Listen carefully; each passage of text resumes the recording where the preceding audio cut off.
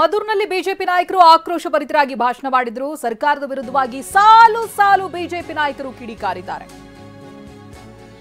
R Ashok ಸೇರಿದಂತೆ ಸಾಕಷ್ಟು ಜನ ಮಾತನಾಡಿದ್ರು.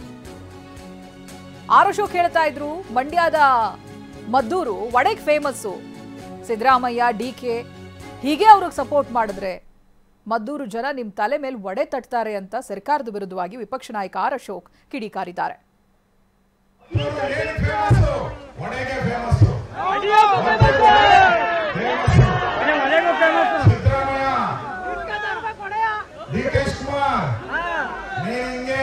ಸಪೋರ್ಟ್ ಮಾಡ್ತಾ ಇದ್ರೆ ನಿಮ್ ತಲೆ ಮೇಲೆ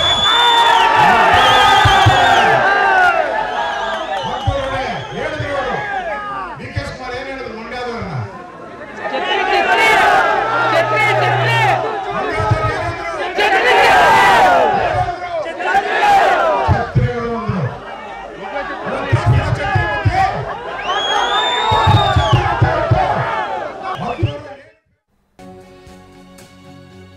ನಮ್ಗೆ ತೊಡೆ ತಟ್ಟಿ ಸವಾಲ್ ಹಾಕಬೇಡಿ, ತೊಡೆಯನ್ನ ಮುರಿತೀವಿ, ತಲೆಯನ್ನು ತೆಗಿತೀವಿ ಅಂತ ಮದ್ದೂರಿನಲ್ಲಿ ಸಿಟಿ ರವಿ ಪ್ರಚೋದನಾತ್ಮಕ ಭಾಷಣವನ್ನ ಮಾಡಿದ್ದಾರೆ.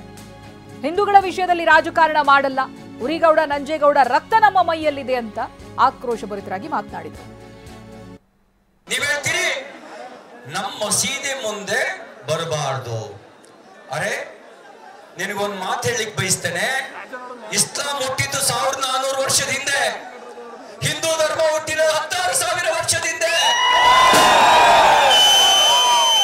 ನೀವು ಹೊರಗಡೆಯಿಂದ ಬಂದವರು, ನಾವಿಲ್ಲೇ ಹುಟ್ಟುಗಾರರು. ನಮಗ್ ತೊಡೆ ತಟ್ಟ ಕೆಲಸ ಮಾಡಬೇಡಿ. ತೊಡೆನೂ ಮುರಿತೀವಿ, ತಲೆನೂ ತೆಗಿತೇವೆ. ನಮಗೆ ತೊಡೆ ತಟ್ಟಿ ಸವಾಲ್ ಹಾಕಿದ್ರೆ ತೊಡೆ ಮುರಿಯೋಕ್ಕೂ ಬಂತು. ಅಣ್ಣ ಅಂದ್ರೆ ತಲೆ ತೆಗಿಸ್ತೀವಿ, ಏನ್ಲ ಅಂದ್ರೆ ಏನ್ಲ ಮಗನೇ ಅಂತ ಕೇಳೋ ತಾಕತ್ತು ಕೂಡ ಹಿಂದೂ ಸಮಾಜಕ್ಕಿದೆ. ಯಾಕೆ ಮಗನೇ ಅಂತ ಕೇಳೋ ತಾಕತ್ತು ಕೂಡ ಹಿಂದೂ ಸಮಾಜಕ್ಕಿದೆ. ನೀವ್ ಹೇಳ್ತೀರಿ. ಇದು ಸಾಮೂಹಿಕ ಗಣಪತಿ ವಿಸರ್ಜನೆ ಕಾರ್ಯಕ್ರಮದಲ್ಲಿ ಒಂದು ಆರ್ ಅಶೋಕ್ ಅವರು ಆಕ್ರೋಶವನ್ನ ವ್ಯಕ್ತಪಡಿಸಿದ್ರು. ಮತ್ತೊಂದು ಕಡೆಯಲ್ಲಿ ಸಿಟಿ ರವಿ ಅವರು ಪ್ರಚೋದನಾತ್ಮಕ ಭಾಷಣವನ್ನ ಮಾಡಿದ್ರು.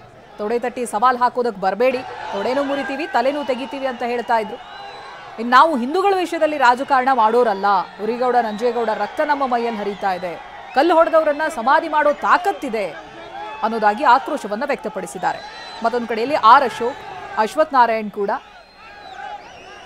ಈ ಪ್ರತಿಭಟನಾ ಸಮಾರಂಭದಲ್ಲಿ ಮಾತನಾಡಿದ್ದನ್ನು ಗಮನಿಸಿದ್ರಿ ನೀವು. ಆರ್ ಅಶೋಕ್ ಕೂಡ ಬಿಜೆಪಿಯ ತಾಕತ್ತೇನು ಅನ್ನೋದನ್ನ ಹೇಳ್ತಾ ಇದ್ರು.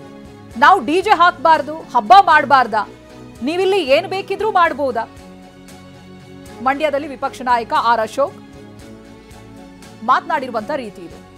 ಕಾಂಗ್ರೆಸ್ ಸರ್ಕಾರ ಇನ್ನು 2 ವರ್ಷ ಅಷ್ಟೇ, ಮುಂದೆ 10 ವರ್ಷ ಕಾಲ ನಮ್ಮದೇ ಹವಾ ಇರುತ್ತೆ ಅನ್ನೋದಾಗಿ ಆರ್ ಅಶೋಕ್ ಹೇಳಿದ್ದಾರೆ. ನಾವು ಡಿಜೆ ಹಾಕಬಾರ್ದು, ಹಬ್ಬ ಮಾಡಬಾರ್ದಾ ಅನ್ನೋದಾಗಿನೂ ಕೂಡ ಪ್ರಶ್ನೆ ಮಾಡಿದ್ರು. ನೀವಿಲ್ಲಿ ಏನ್ ಬೇಕಿದ್ರೂ ಮಾಡಬಹುದಾ ಅಂತ ಆಕ್ರೋಶ ವ್ಯಕ್ತಪಡಿಸಿದ್ರು. ಒಂದು ದಿನ ಮೈಕ್ ಹಾಕ್ಬಾರ್ದಂತೆ, ನೀನು ಒಂದು ದಿನ ಡಿಜೆ ಹಾಕ್ಬಾರ್ದಂತೆ, ಅವ್ರು ದಿನ ಹಾಕೊಂಡು. ನಾವ್ಯಾರ ಮಕ್ಕಳು?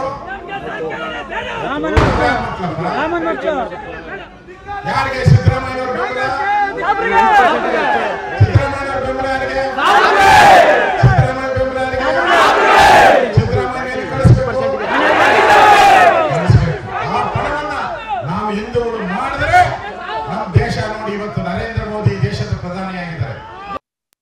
ಇವರಿಗೆ ಎಚ್ಚರಿಕೆಯನ್ನ ಕೊಡಬೇಕು.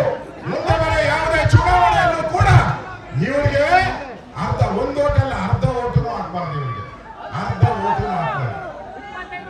ಇಲ್ಲ ಅಂತ ಹೇಳಿದ್ರೆ ಇನ್ನು ಉಳಿದಿರೋದು ಅರ್ಥ ಮಾಡ್ಕೊಳ್ಳಿ. ನಮ್ಮ ಯುವಕರೆಲ್ಲ ಕೂಗ್ತಾ ಇದ್ದೀರಾ, ಯಾಕೆ ಗೊತ್ತಾ? ಯಾಕೆ ಅಂತ ಹೇಳ್ತೀನಿ ಕೇಳಿ.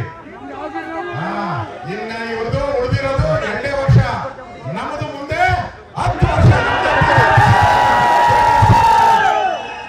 ನನ್ನ ಕುಮಾರಣ್ಣ ಭೇಟಿ ಮಾಡಿ ಬಂದಿದ್ದೀನಿ, ಡೆಲ್ಲಿಗೆ ಹೋಗಿದ್ದೆ, ಭೇಟಿ ಮಾಡಿ ಬಂದಿದ್ದೀನಿ.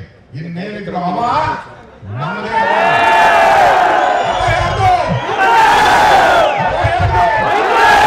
ಎಚ್ಚರಿಕೆ ಕೊಡ್ತಾ ಇದ್ದೀನಿ, ಕಾಂಗ್ರೆಸ್ ಅವರಿಗೆ ಎಚ್ಚರಿಕೆ. ನಿಮ್ದೆಲ್ಲ ಕಟ್ಟಿಟ್ಟು ಬಿಡಿ. ಇನ್ನ ಅಧಿಕಾರಿಗಳಿಗೂ ಎಚ್ಚರಿಕೆ.